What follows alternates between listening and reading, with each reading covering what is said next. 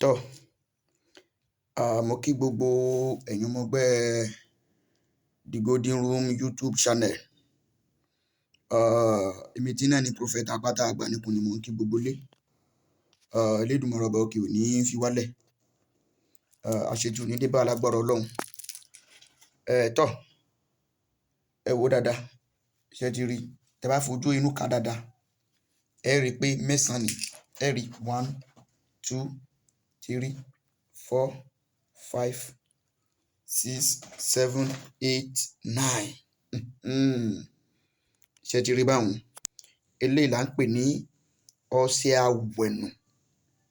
Bẹ́ẹ̀ ni tọ́wọ́ ayé bá ń bẹ lára èèyàn tí ìdíwọ́ ìdènà ó ń forí gbanú jàǹkárìwọ̀ kiri, ó ń jẹun lójú àlá, ó ń forí kó okùn aláǹtakò, ó ní ìbálòpọ̀ lójú àlá, promise and fail ń wà fún, ìdíwọ́ ìdènà ń wà fún àti lọ́tún àti lósì. Bẹ́ẹ̀ ni mo á fẹ́ kẹ́ lọ ṣe iṣẹ́ yìí ní wàràwàrà, má jẹ́ ó pẹ́. Bẹ́ẹ̀ ni mo filẹ̀ tọkàntọkàn bí mo ṣe fún yín, kò ní kúrò lọ́wọ́ tèmi náà. Bẹ́ẹ̀ ni ẹ dẹ̀ gbìyànjú kẹ́ máa subscribe, kẹ́ máa share, kẹ́ dẹ̀ máa comment, kẹ́ dẹ̀ máa like. Ó ṣe kókó. Ọlọ́run ò ní jẹ́ kí gbìyànjú ẹnì kankan wá já sófo. Iṣẹ́ táwa ò báyìí tí ì ṣe àwa kì í post ẹ̀. Iṣẹ́ tá a ti ṣe la máa post fún yín. Ẹ bá wo dáadáa rí pé bá a ṣe máa ń ṣe nu. Tọ́, ṣé rí iṣẹ́ Awenu yìí? Awenu Asina àwọn àgbà ni. Awenu Asina àwọn àgbà. Tọ́, táwọn àgbà bá ń dààmú èèyàn tó lògùn ogun ò jẹ́, ó jáwé wí ò jẹ́, gbogbo àṣejẹ ló ti jẹ tán. Ẹ rí, gbogbo wàhálà ló ti ṣe tán síbẹ̀síbẹ̀, kò rí kankan. Kọ́kọ́ lọ ṣe wẹ̀ yìí náà kó tó padà sídi àwọn iṣẹ́ tó ti wà nílẹ̀ fún ẹ tẹ́lẹ̀ tí wọ́n ti ṣe fún ẹ, tàbí tó lọ fọwọ́ ara ẹ ṣe tó dẹ̀ mọ̀ pé ó dájú, tàbí èyí tí wọ́n ṣe fún ẹ tó dẹ̀ mọ̀ pé tí ẹ̀mí ẹ sọ pé tọkùn ẹ sọ fún pé ó dájú. Kọ́kọ́ lọ wẹ̀ yìí kó tó padà sídi ẹ tàbí ìdí àwọn àṣejẹ kan tó bá fẹ́ jẹ. Tọ́, ẹ gbọ́ mi. Ẹ lọ bá mi lọ sídi ewé igi àjẹ́òbàlé. Ẹ lọ sídi igi àjẹ́òbàlé. Ẹ mú 100 naira lọ́wọ́ yín. Tẹ bá kù díẹ̀ kẹ́ dédi igi àjẹ́òbàlé yìí, ẹ bọ́ bàtà ẹsẹ̀ yín. Ó yá wá ju 100 naira yìí, ẹ jù sídi igi àjẹ́òbàlé yìí. Tẹ bá ti jù sídi igi àjẹ́òbàlé yìí, ẹ wá jẹ ewé ẹ̀. Ẹ ti já níwọ̀nba díẹ̀, ẹ kó sínú inú nylon. Epo ìdí igi kan ṣo náà ni o. Ẹ yá ẹ mú epo ara ẹ̀ díẹ̀, ẹ fi sí. Epo ara igi àjẹ́òbàlé yẹn, ẹ bu ara ẹ̀ díẹ̀, ẹ fi sí nylon. Ẹ wá koto egbò ìdí ẹ̀ díẹ̀ níwọ̀nba náà ni o. Ẹ yá, ẹ wá mú wálé. Ẹ ti mú wálé. Ó yá, ẹ ti ní epo ọ̀bọ̀ lọ́wọ́. Ẹ ti ní egbò túdè lọ́wọ́. Ẹ ti ní ẹ̀rùn alamọ 9. Ẹ ti ní lọ́wọ́. Ó tán o. Kò jù bẹ́ẹ̀ náà lọ. Wàláhì tàláhì kò jù bẹ́ẹ̀ náà lọ. Tó jẹ́ ni. Tọ́, ó yá wá mú èmi ní egbò túdè àti epo ọ̀bọ̀. Ẹ kó sínú odó. Ẹ farabalẹ̀ kẹ́ ẹ gun dáadáa. Ẹ ti gun. Ó yá ẹ kó ẹ̀rùn alamọ 9. Ẹ̀rùn alamọ 9. Ó yá ẹ kó lé lórí. Ẹ ti kó ẹ̀rùn alamọ 9 lé lórí. Ó yá ẹ gun mẹ́rùn alamọ yìí. Ẹ ti gun mẹ́rùn alamọ. Ó yá, èmi ní egbò ìdí àjẹ́òbàlé. Èmi ní epo ara àjẹ́òbàlé. Èmi ní ewé àjẹ́òbàlé. Ẹ gun mọ́. Ẹ wá gun mọ́ ọṣẹ tó lè tó kàìnkàìn 7. Ẹ wá pé kí ni o? Ẹ wá gun mọ́ ọṣẹ tó lè tó kàìnkàìn 7.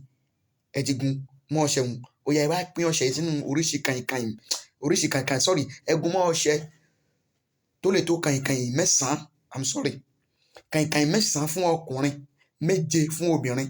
Fẹ́ pé obìnrin la fẹ́ ṣe fún, ẹ̀rùn alamọ 7 ni kẹ́ lò ó. Ṣùgbọ́n tó pé ọkùnrin la fẹ́ ṣe fún, ẹ̀rùn alamọ 9 ni kẹ́ lò. Ẹ gbọ́. Tẹ bá ti gun mọ́ tán, obìnrin á lo kàìnkàìn 7, ẹ̀rùn alamọ 7. Ọkùnrin á lo kàìnkàìn 9, ẹ̀rùn alamọ 9. Ẹ gbọ́. Ẹ wá ṣe kí ni o? Ẹ wá pín sínú àwọn kàìnkàìn yẹn. Kò sì gbọ́dọ̀ kanlẹ̀ mọ́. Ẹ wá kó sínú nylon, ẹ lọ gbé kọ́ síbi kan.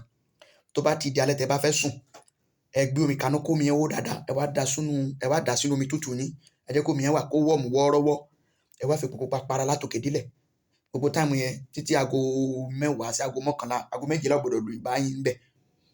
Ẹ mú kan nínú ọṣẹ yìí. Ẹ ti mú kan. Ó yá, ẹ lọ wọnú balùwẹ̀ yín tàbí ìta gbangba. Kò síbi tẹ́ ẹ lè wẹ̀. Bó bá wù yẹn lè wẹ̀ ní ìta gbangba. Bó bá wù yẹn lè wẹ̀ lórí àkìtàn. Bó bá wù yẹn lè wẹ̀ ní inú balùwẹ̀. Kò bá nǹkan jẹ́ o. ẹ rí ló bá tán o. Ẹ̀yin àgbàlagbà ẹ wá máa wẹ̀ bẹ́ẹ̀ kẹ́ tó wẹ̀ pé ẹjọ́ kẹrin lẹ́ẹ̀tì máa rí yàtọ̀, lẹ́ẹ̀tì máa lálàá, lẹ́ẹ̀tì máa àwọn àṣírí ńláńlá ti máa tú, àwọn ìdè á ti máa tú, àwọn tó bá ti ń lọ́wọ́ burúkú nínú ọ̀rọ̀ ayé yìí wọ́n ti máa yọwọ́, gbogbo àwọn iṣẹ́ tẹ́ ti lò sára tí ò ṣiṣẹ́ mọ́ àwọn iṣẹ́ á bẹ̀rẹ̀ sí ní ṣiṣẹ́, ẹ bẹ̀rẹ̀ sí ní try kẹ́lẹ́ dán wò. Fún ẹ̀yin tẹ́ ní ìbéèrè ẹ fẹ́ béèrè ìbéèrè ẹ subscribe ẹ WhatsApp mi lórí 070 64 29 44 74. Mo pè lẹ́ẹ̀kan sí 070 64 29 44 74. Èmi kì í gba kọ́ọ̀lù o. Tẹ bá pè mí tí n bá gba kọ́ọ̀lù yẹn má bínú kí n ṣe gbéraga torí a máa ń busy. Ṣùgbọ́n tẹ bá WhatsApp wa you need to go straight to the point. Ẹ lọ straight sórí ọ̀rọ̀ tẹ fẹ́ béèrè kẹ́ béèrè. Ẹ gbọ́ bẹ́ẹ̀ ni Ọlọ́run á ràn wá lọ́wọ́, Ọlọ́run bá ò ní fi wálẹ̀, yóò jẹ́ fún ibi náà yóò là bí òrùn o. Ẹ ṣeun. Èmi tí náà ni o Prophet Àpáta Àgbàníkùn láti Lagos State Badagry. Ẹ ṣeun.